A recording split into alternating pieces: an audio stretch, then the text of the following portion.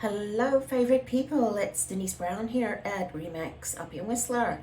I wanted to discuss with you today something that I have put down in my blog that I am going to refer to, and you can go to whistler-realestate.ca /blog underused housing tax 2022. So that's whistler-realestate.ca /blog underused housing tax 2022 on my website. So that's the question is, does the underused housing tax apply to you for 2022?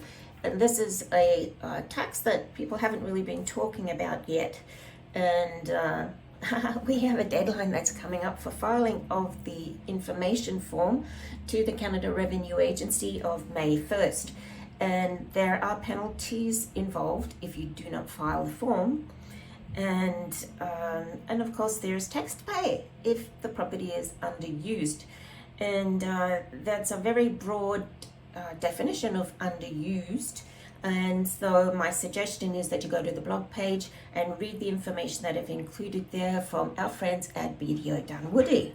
Quickly though, and it's going to be complicated, if you own a property that you don't use, or you don't use more than 28 days, my suggestion is you go to the website and you read up the information to see whether you may have to pay 1% tax on the fair market value to the government, because you're not making it available for rental to people to live in.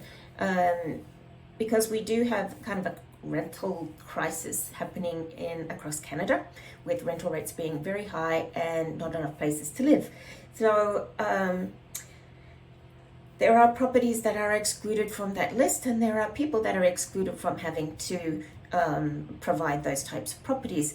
And if you are a non-resident, please read the information.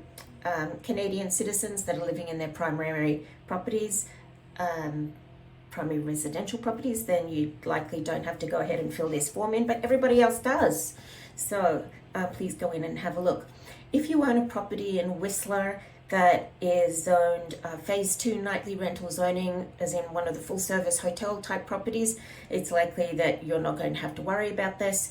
But if you own a residential property like a vacation home or a phase 1 nightly rental property that you do conduct Airbnb rentals in, it's likely that you do have to complete one of these forms by the deadline, and you may have to pay a 1% tax if you aren't renting it out enough to qualified people.